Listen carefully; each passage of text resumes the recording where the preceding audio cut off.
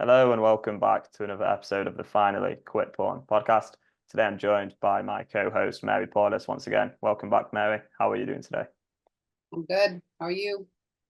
Yeah, I'm doing good, thanks. It's been a very warm day here back in Manchester, England. We've lost the Euros, obviously, but kind of glad it's all over and just enjoying a bit of nice sunshine and life here. So all is well. Today we're going to talk a bit about self-deprecation.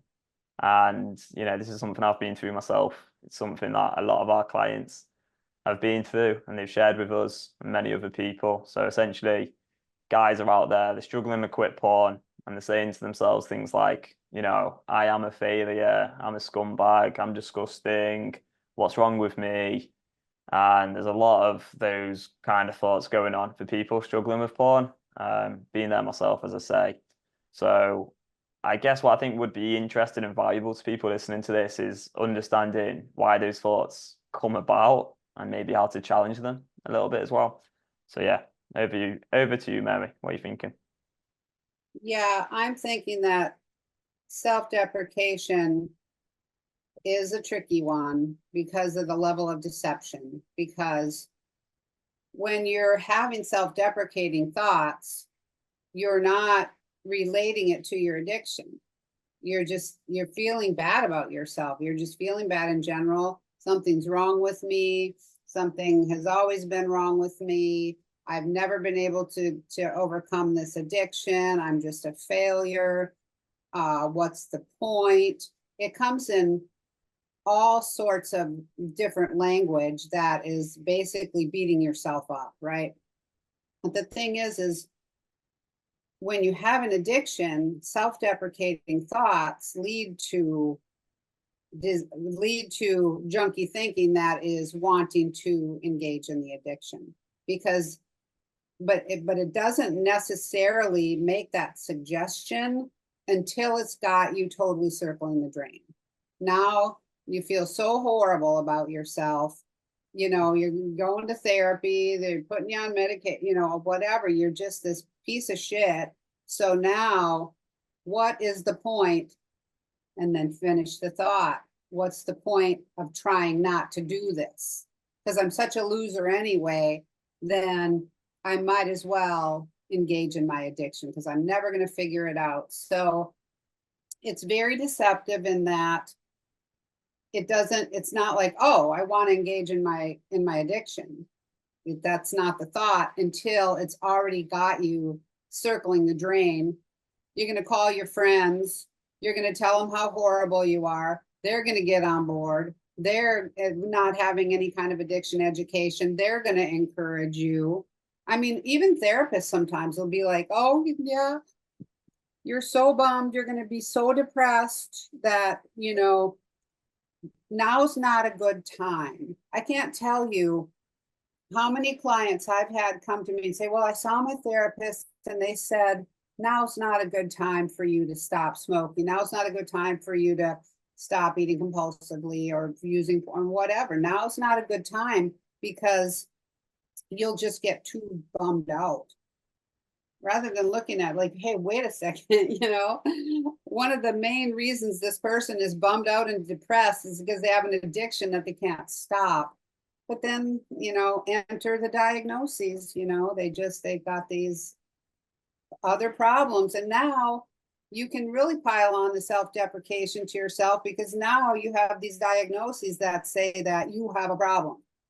Yeah. It's kind of a vicious cycle when the best thing to do is identify, I'm having a self-deprecating thought and I'm an addict. I have an addiction in my life. Self-deprecating thoughts are a ploy by the addictive part of the mind to get me to engage in the behavior. And Hmm. use the script right out of the get-go. I mean, as soon as it's like, oh, you're just a loser. Hey, I'm wanting to engage in my compulsive behavior right now. Connect and reroute that crap.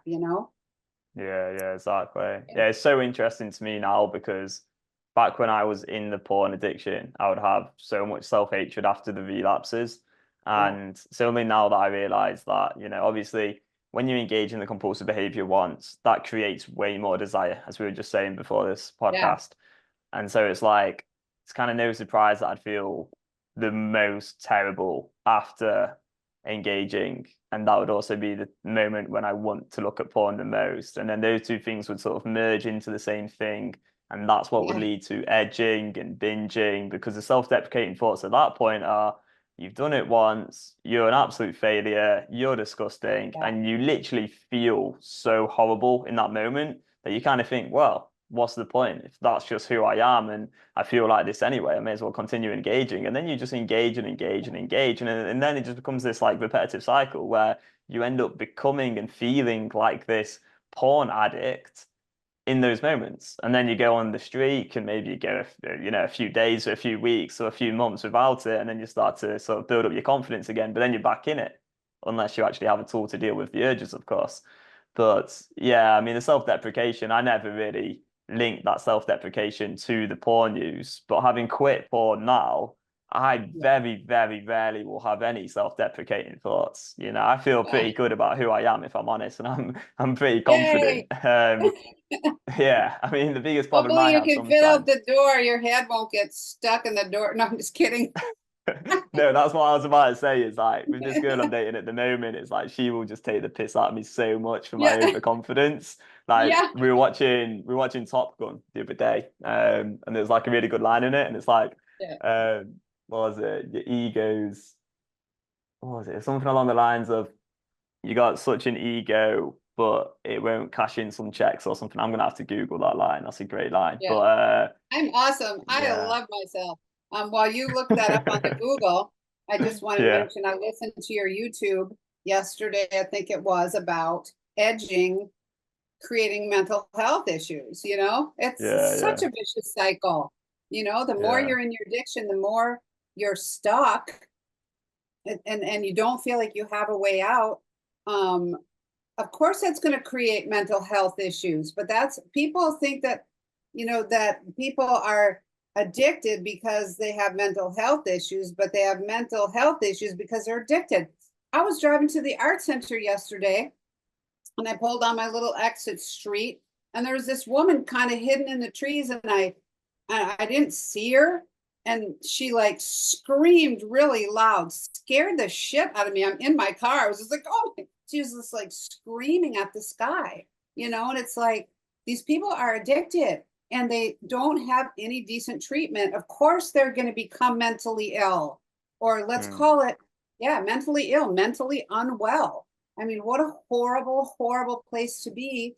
And I've said it before, when I when I was a smoker, when I was a nicotine addict, I basically, I thought that I was going to lose my mind, because I'm like, oh my God, I can't stop doing this. I want to stop doing it and I can't stop doing it. That's enough to make anybody just feel like, go. And then of course, I found my mentor and I found this method and it was like, thank God. But right now, I mean, the methodology that we teach is not available except via us. So, and we don't have that much exposure. I mean, we're trying to get it out there to more people, but sometimes I just want to like pull over, tell this lady who's screaming in the bushes there, that So it's what's she not her screaming about? fault, just probably having an addiction, and she's just gone off the deep end. Yeah. But it's not their fault. you know it's misdiagnoses, it's treating depression and anxiety instead of treating the addiction, or treating the depression and anxiety with more addictive drugs. It's just like the vicious cycle. And then, of course, now you're totally mentally ill, you're homeless. And now, of course, that's going to feed your self-deprecating thoughts too, right? Oh my God, Mm. I'm just a failure. I'm just a loser. I'm just, it's a total vicious cycle. So did you find the quote? Yeah, yeah. Although I might edit it out because I feel a bit embarrassed now saying how confident I feel. But Yeah. Well, I wrote, yeah, go ahead. what was it? Your ego is writing checks your body can't cash. Your ego's writing checks. I love that. That's good though. But the thing is, Tom, it's not like you're an egomaniac. You have every right and to feel confident about this work that you've done. I mean, it wasn't easy. it was simple and the script is very powerful, but it wasn't easy. You did the work, man. And you're helping other people, overcome addiction. I mean, that's, it doesn't really have to do with ego. It's more about confidence. I mean, you can put a negative or a positive slant on having a big ego, Mm. It's like, I just feel that the confidence is earned. You've earned this confidence, and it's also going to keep driving you forward for your own life and for helping other people. It's awesome, Yeah. but it is You kind know of a what funny I've bit. yeah, you know what I've been thinking about lately is like just how confident you feel from learning something and feeling empowered when you actually know something. Because I would say the confidence for me has definitely come from being in control of my mind rather than helping other people become in control of their minds. Like, obviously, I love the work that we do and working with the clients. It's like, it's amazing to see people's transformation. But I would definitely say for me, it's just kind of having that knowledge of, okay, I can do whatever I want and I can make rational choices no matter what, and I don't have any sort of restraint or any restrictions, conditions, sort of rules in my life where it's like I have to live this way and I have to do this at this set time and then be in this place at that time. It's just like total freedom of just do what you want when you want. But with that being said, obviously I am very disciplined and have like a structure and sort of a routine and things that I like to do to some extent. I'm not gonna not go to work between 9 and 5 because it's like I thought about that the other day. I was really early one day going to work, and I was thinking, I don't actually have to do this. I don't have to go into work. It's just I know the consequences would be bad if I didn't go to work, and that's true of any single action in life. Often people can feel when they're stuck in a 9 to 5, like I have no freedom here. I'm being controlled. I have to go to work. Is what people say. It's like I have to be here, and I don't want to be here right now. But even that's not true. It's very similar Yeah, to the whole right. porn thing of I have to quit porn. It's like, well, no, you don't have to quit porn. It's actually a choice. But people Yeah, will say things enough times in their mind that they end up tricking themselves into believing they're not free when actually they are. Well, a lot more free than they think anyway. yeah. Unless you're in a prison. I mean, I spoke to two guys in prison last night doing some volunteering work, and now that is totally different. I'd absolutely hate to be in a prison because it just sounded awful. But even there, they Well, have probably a lot of people that freedom. are in prison, their feelings of deprivation are legitimate. Mm, But that's the extreme it would have to be for someone to actually be deprived so that feelings of deprivation are legitimate. The other feelings of deprivation are caused by, like you say, this thinking that just ends up on autopilot. Oh my God, I can't do this. I have to do this. Like, I can't not go to work, or whatever. It's like, I can't do this. I have to stop doing this. And you just run that on autopilot without necessarily thinking about it. But when you're running that on autopilot, you're having all the feelings of deprivation. And then it's like, oh my God, I'm going to engage in my addiction to prove I can, just to get out of these feelings, which is one of the key elements that we help people avoid is the yeah. feelings of deprivation because they're really powerful and they lead people back into their addictions all the time. That's the hamster wheel that they never even get out of.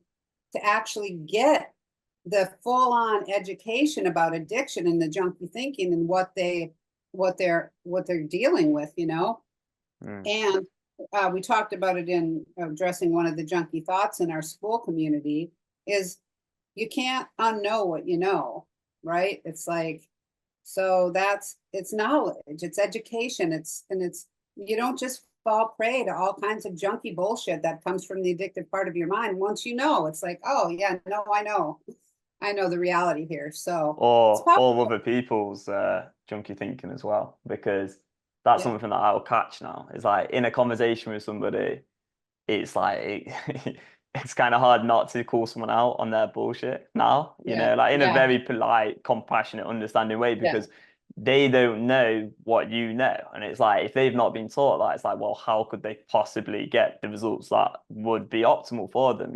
So like as I yeah, was saying to you earlier, I had a friend who was talking about some eating problems and sort of going around in circles talking about how much to eat, how much not to eat, all this sort of stuff. And then I told her the story of who's at Uncle Harry and the Body Cask. And you know, you go into, if you've got like you got an uncle and he's gone into the hospital, and he's in like maybe like he's in a body cask, right? And he can't Yep. feed himself. So then the family starts feeding him. It's like, are the family going to go around in circles in their mind, like, oh, how much do we feed Uncle Harry? And like having like a big conversation around it for hours. Yeah. Or are they just going to feed him a reasonable amount? Because that's what it's about. It's about what is reasonable and what's Yeah. not reasonable. You know, you And know they what's know. reasonable.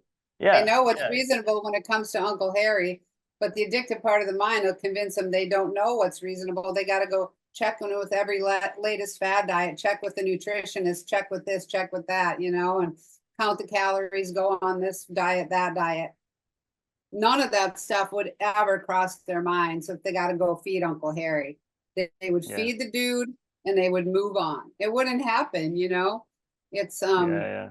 yeah, that all feeds helplessness, and in food compulsion, helplessness is running rampant, Yeah. completely rampant. And I just, all the ads on TV and stuff, they're just getting crazier and crazier. You know, just showing people totally out of control with food, you know, and it's like, who's making these advertisements? There's this one now, this guy, he's coming down it's for Cheez-Its, I think. He's coming down like a mountain, and he's like, okay. He's like dying on the mountain. He's like freezing up there or something, you know? And his whole face is like, all his facial hair is all stuck full of ice and stuff. And then he comes, there's like some Cheez-Its that are like down the mountain, right?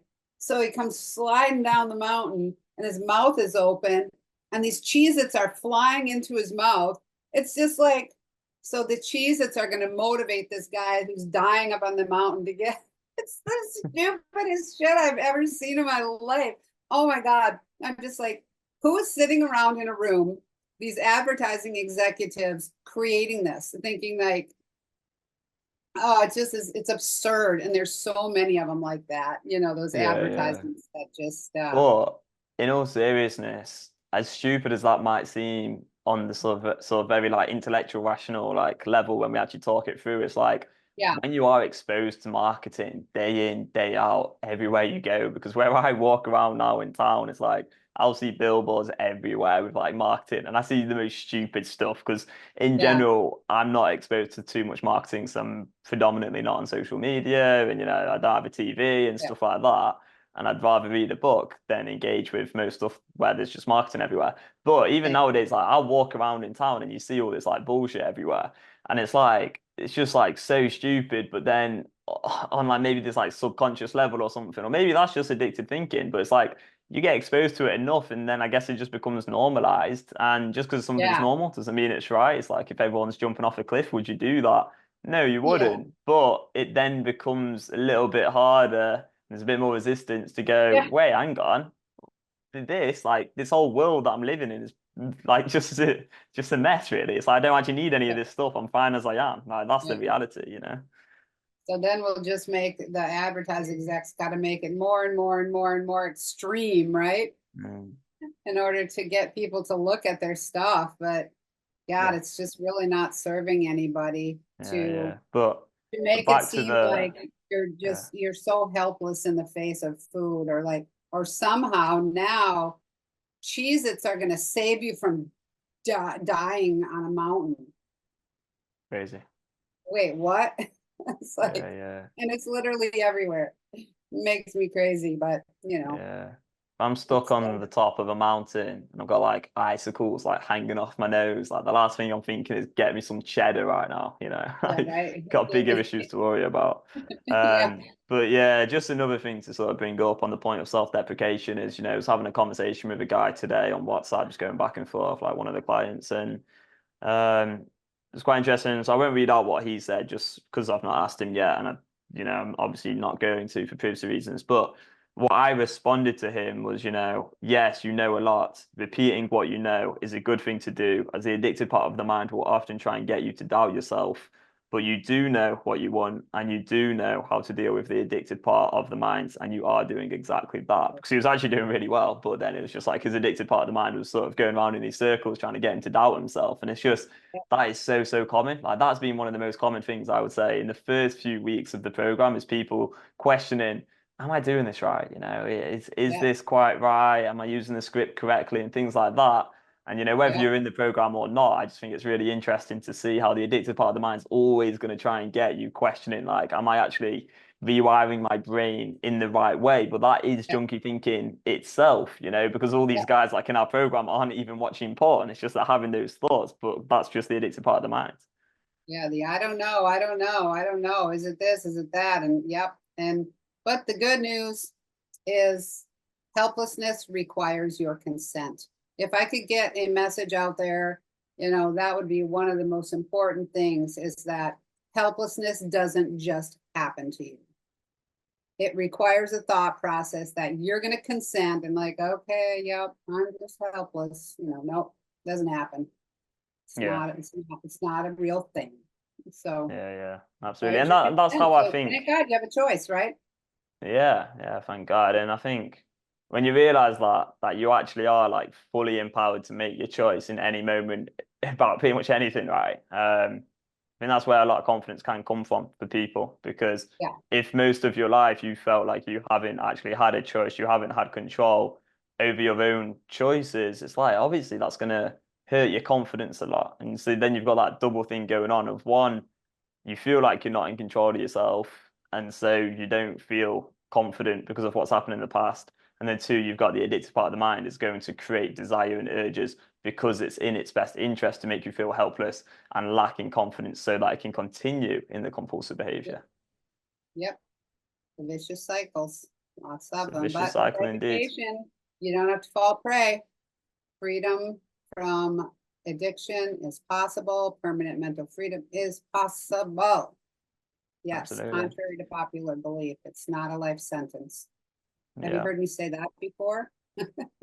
Oh, how many hundreds of times? It's not a life sentence, people. Get out Well, it of helps jail, me, man. you know, even if it's just like hearing the same thing that's correct on repeat, I think it's still quite helpful. You know, if you're listening to these podcasts and you're thinking like, geez, these two just talk about the same thing in every episode now, it's like, I know. okay, you know, there's probably some truth in that, but hopefully it is Well, helpful because there's a lot of unlearning to do, you know?